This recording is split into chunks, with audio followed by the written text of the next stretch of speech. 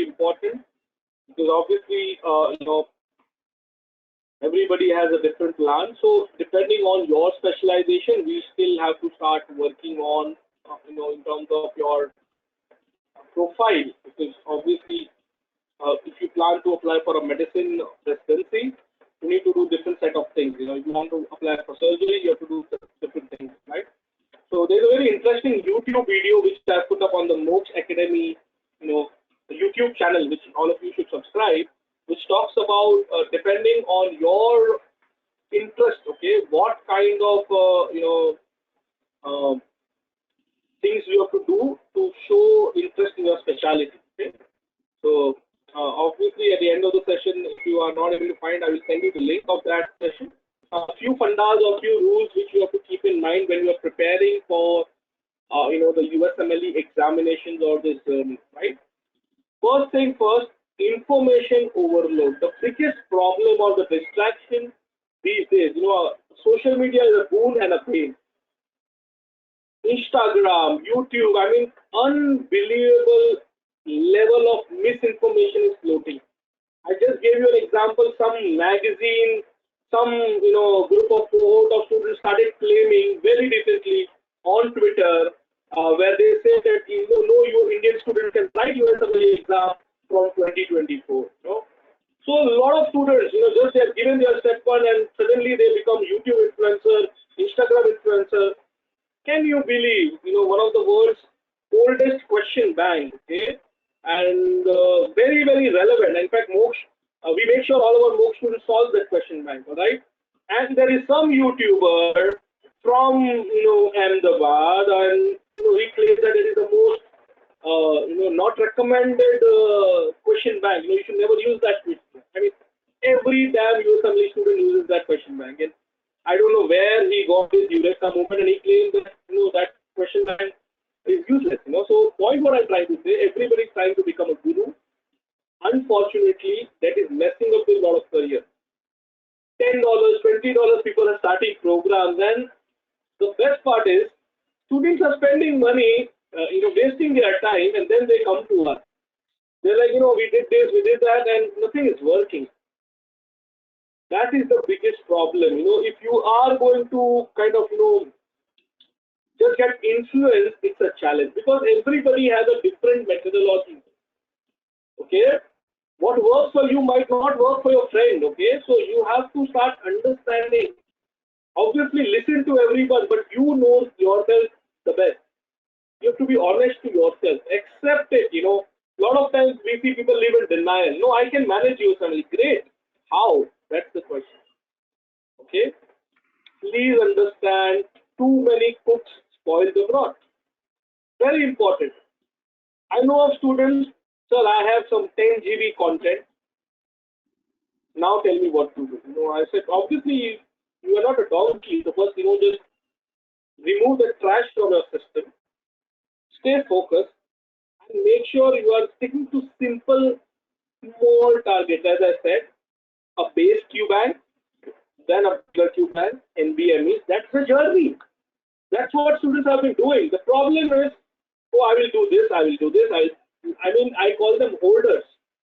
Okay, there are two people, in this entire USMLE journey. One is holders, information holders, content holders, and second are executioners. Those who really make a difference. This story I've told every time, in my seminars, in-person seminars in medical college. Two students from a medical college in interior of Maharashtra started USMLE together. Candidate day was a holder, just doing research. He knew everything. I mean, whatever I was talking about, he already was aware.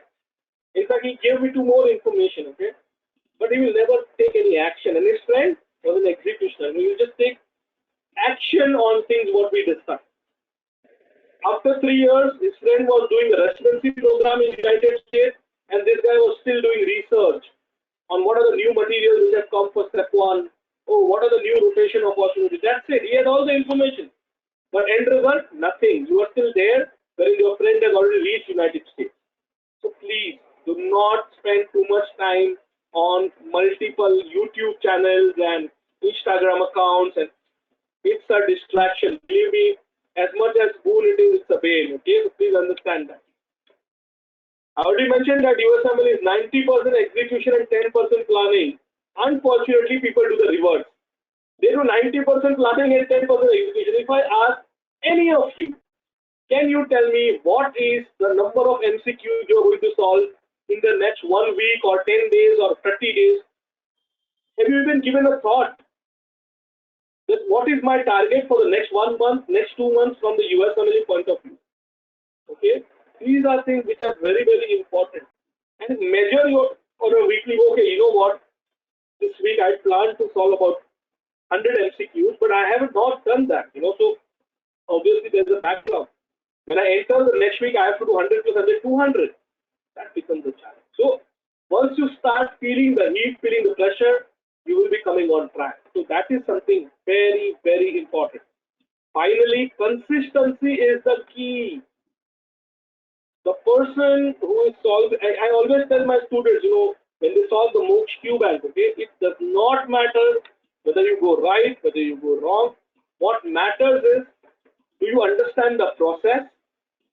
Do you understand the explanation given on the question bank? Do you really understand what and where you went wrong? Was your answer right by knowledge or right by fluke? A lot of times these MCQs you assume the answers to be right, but end of the day it's just fluke. Okay? And you know yourself very clearly.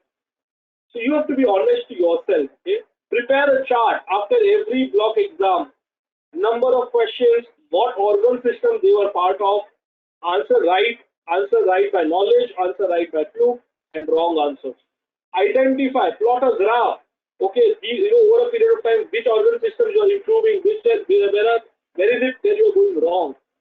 Spend time in such things rather than on your YouTube and Insta. Okay. So finally, you require a bridge between medical school and USMLE style approach. And that is what MOKSH bank does. I mean, the only reason the way we created this question bank was nothing but idea was that obviously whether you're a med school student or a graduate, there is a different methodology and approach. Unfortunately in Indian med schools, there is still, I mean, obviously with CBME changes would come, but so far there is a lot of emphasis on memorizing content rather than understanding a clinical approach. And that is what the MOKSH bank tries to do. And then finally, you upgrade yourself to USMLE style questions, and then you can solve other question banks and NBME. And the data never lies. What we have seen, people who stick to this process, thousands of students who are successful in terms of their MLE aspirations, and vice versa. People who jump, let me do the first NBME and let me just give the exam and then see. This is not your NEET PG. Okay, let me give first exam for a trial basis. Just understand and then take a chance. One attempt will cost you not less than $1,200, but also will cost you an attempt which lowers your chances in medicine. Internal medicine, 526 hospitals, out of which around 452 hospitals are for international medical graduates. If you have an attempt, straight away you lose to 50%. You can only apply to around 250 hospitals. So you are losing your competitive edge. Why? Because you are not following the methodology. You at times I've seen it's not your fault. It's either mental fatigue because so long you just wasted time without any planning and things, and now you feel okay. You know what? Mentally in your mind, I was carrying USMLE in second year, which means yes, by internship I have to give it by hook or by crook. Although I have not sincerely solved those question banks, it's of no use. Okay, so preparation is the key. Follow a methodology and stick to it. Tomorrow you speak to a phone over some voice chat, some social media application or such webinar, and by mistake somebody says, you know what, this is a new QBank, why don't you do that? Or this is a new app, why don't you buy that? And suddenly if you change your gear, change your planning, it is not going to help you.